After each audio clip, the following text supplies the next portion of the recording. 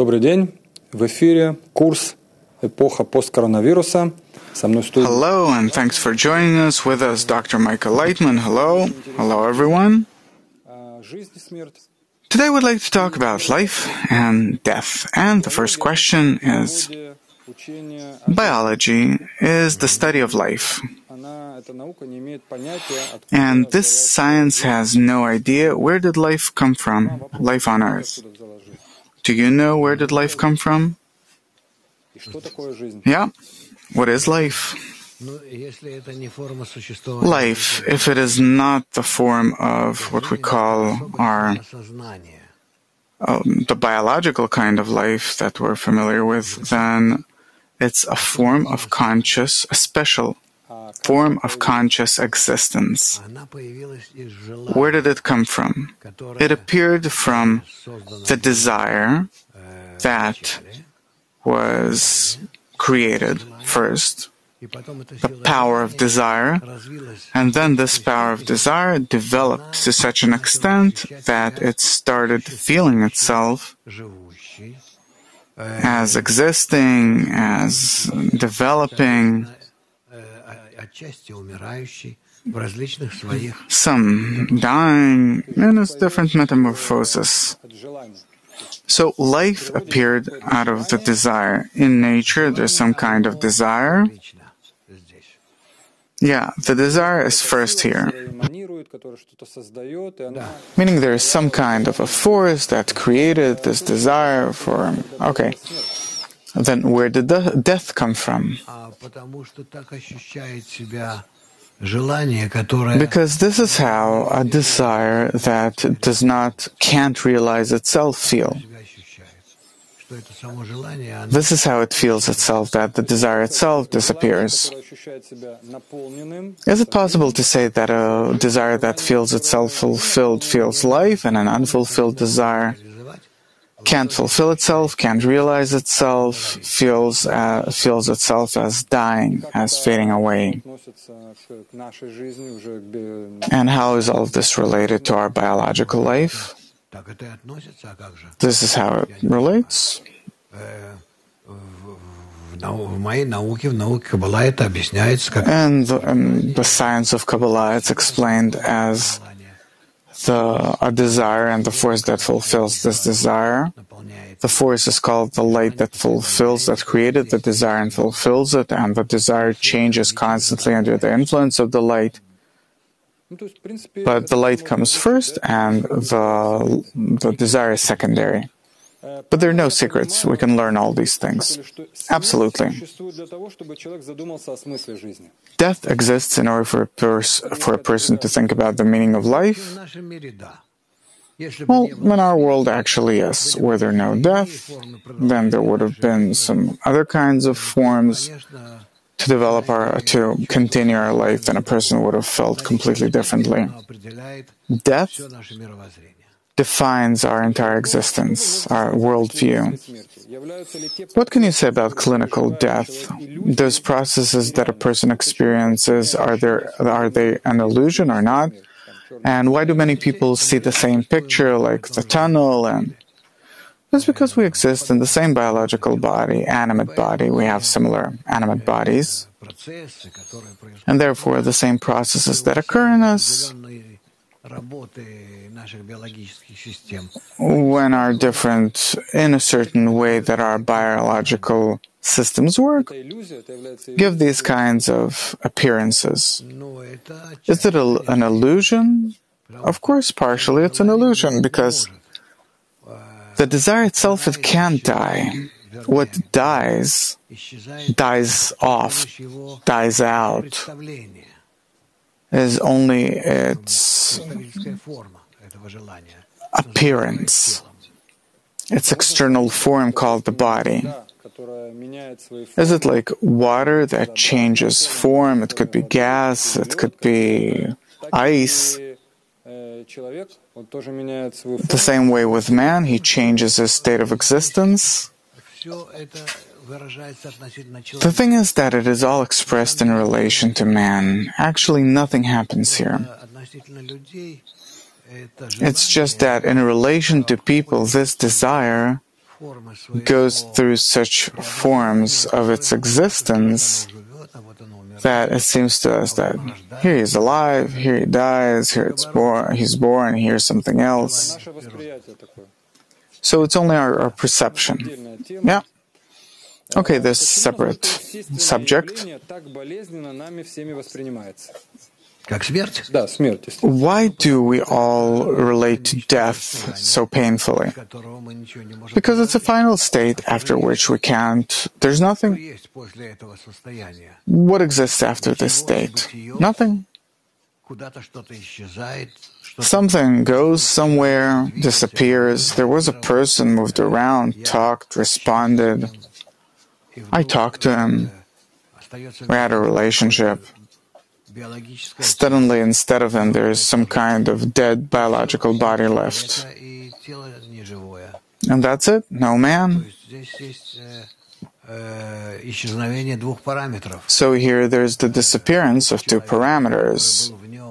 The spirit of man, with which I had some kind of interaction and some kind of enlivening, a force that enlivened this piece of flesh. Do you agree that death is not the complete end of man's existence, but only of a certain form, or a certain form of consciousness continues after death? Undoubtedly. Is there a difference? The way a person dies. Yes. Who determines the way a person dies? Man himself, nature, there's some kind of mechanism. It's determined by the system that a person exists in, not society or some kind of regime or whatever, but it's the general system. Is it possible to change it? Yes. If a person will be connected in a good and nice way with the environment, he can change his entire attitude toward death. What's the best way to die? Hard to say, depends for whom. So for every person, depending on his qualities, there's a certain form of death that suits him. Yeah, there are even people that for them, before death, it would be good to suffer a lot.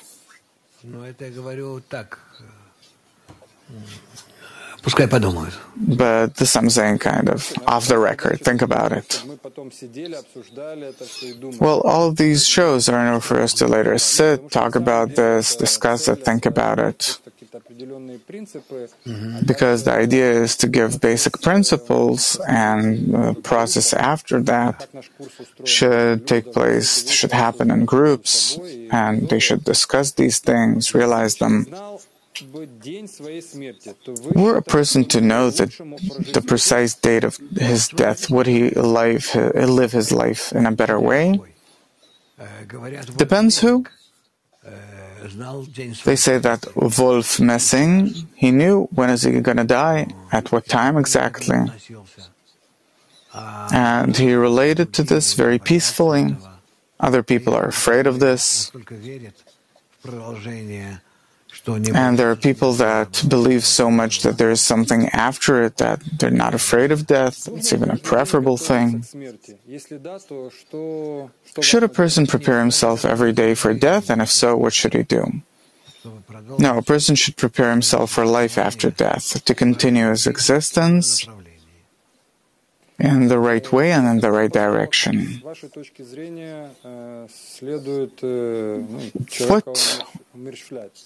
What should a person be put to death for? In our world, in order to put a person, to give him, suppose, the death penalty. I don't know, murder. Murder of first degree of someone who is completely innocent. It's a problem, of course, but says so in the Torah, and I agree with it. So these are the laws of nature. If a person killed someone intentionally, then you have to take his life. If he killed someone innocent, yes, but intentionally. Yeah, innocent and intentionally. And if suppose, I don't know, there was, I don't know about other cases. There are different, considerations here, but it has to do with the connection between souls, and so I can't exactly talk about this now. So in the future there could be such people, depending on a person's qualities, that could say what kind of punishment to give him. In nature there's no such thing as punishment at all, there's only correction. And even the correcting system, all the labor camps and prisons, it's called a correcting system. It's not punishment. This is how we should, as if, relate to it, to reform it, so it will truly be a correction facility. I understand that a person grows old and then he dies, but sudden death, what's the point? Well, altogether we don't know what is the reason for a person's death. One person or another. We don't know all of these things, and therefore it's very hard to scrutinize. Death isn't a result of life. It's a transition into a different state. A life could last a few days, a few months, years. Why? Why should nature give birth to an organism that will live such a short period of time? And a long period of life, 50, 70, 100 years, what's the difference? Nature doesn't judge things this way. In nature, everything exists in the way of being integrated into one general integral system, and according to how we interact in this integral system, in us appears a greater or lesser need. And depending on this, we flow through life. Is it possible to teach a person not to be afraid of death? Of course. First of all, this is what religions do, all of them. Talk to those that are going to commit suicide, killing themselves, different suicide killers. If you stop him halfway through, he'll get angry at you. He's mad at you that you didn't allow him to enter heaven, where great things expect him. But still, even religious people are afraid. The question is to teach a person not to be afraid. A person needn't be afraid of death, but he should fear that he lives his life correctly. What's the right attitude toward death? Biologically, we finish a natural cycle and a person shifts into a new state. He continues his ideological mental work, spiritual work that he started in his lifetime. There are people that died that no one remembers about, and there are people that are, their day of death, their birthday is celebrated. Is there something about this? No. I'm not saying who remembers them, small egoists. Suppose some famous writer, scientist, people think about him, talk about him. No, maybe that's something for humanity, but actually, he didn't do anything for the correction of souls. People that lived a few thousand years ago, and we study about them. Is our life today becoming better by studying them? Do we correct nature and ourselves as a result? This is what it's about. Everything else is just fairy tales. The death of strangers attracts people. If there's an accident, people stop, they look at it. Why is it so sensational? The death of strangers. Again, it's a psychological matter, purely psychological. It's all the unknown, it's all very confused. It has to do with people and no one knows exactly what and how, and therefore it attracts. You said that life is shifting into a new degree of existence. And nature does it for us. Yeah. Can a person do it himself consciously? As it says, you can see your world in your lifetime. Meaning you can change your nature in such a way that you'll rise above your ego and will become so much so integrated in the force of nature that for you this life will practically cease to be important, defining. Meaning before the physical body dies, of course, a person's already in the next state of consciousness. Yeah. So it's possible. Yeah. What should we tell kids about death? How old should they be in order to talk to them about this, take them to a funeral? Until the age of 15, I wouldn't talk to children about death or take them to cemetery or anything. But they ask about it at the ages of 10, 11, obviously, but I wouldn't recommend doing it. Why? You have to deflect them from that. Don't burden a child with psychology with these kinds of things. He should learn. People believe in death because this is what they're taught, or because human consciousness associates life with our biological life. Nothing can exist without our consciousness. Death, as we understand it, is an illusion created by our consciousness. Do you agree? I disagree altogether with this theory. Therefore, I don't even have something to say. There's death, and that's that. Show me whoever says this, and let's do an experiment with them. Biocentrists. Okay. Meaning you disagree that death is an illusion created by our consciousness.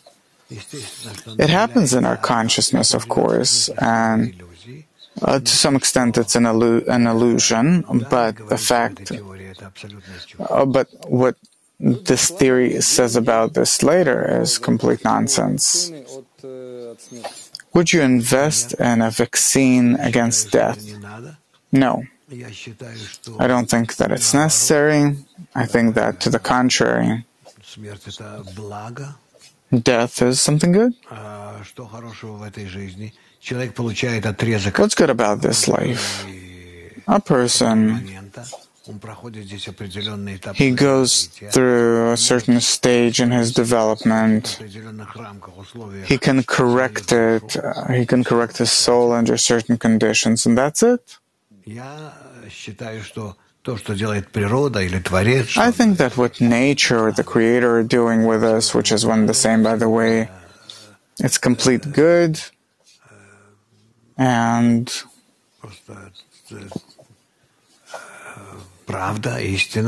truth, and there's no need to change anything.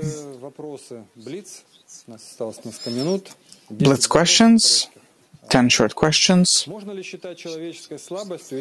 Is it possible to consider a human weakness if a person is afraid of death and thinks about it?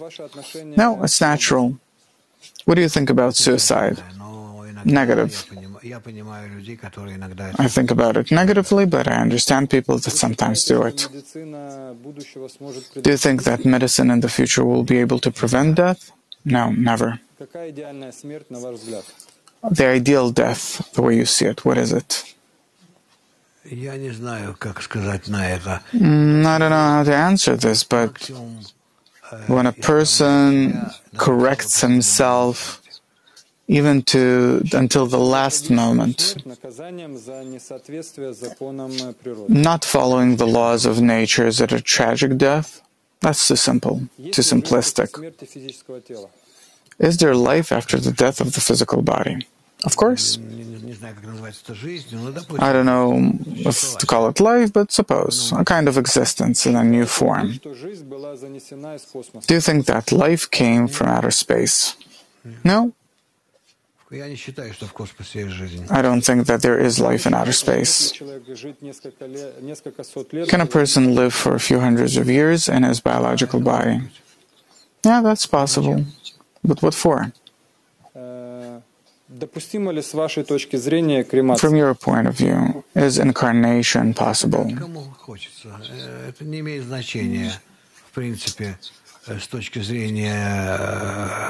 From the spiritual point of view of a person's development, it doesn't to burn a person's body after death. What do you think about it?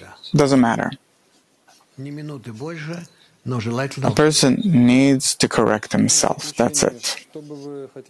In conclusion, what would you like to wish? We're talking about death. Can you say something interesting about life? What can we wish a person?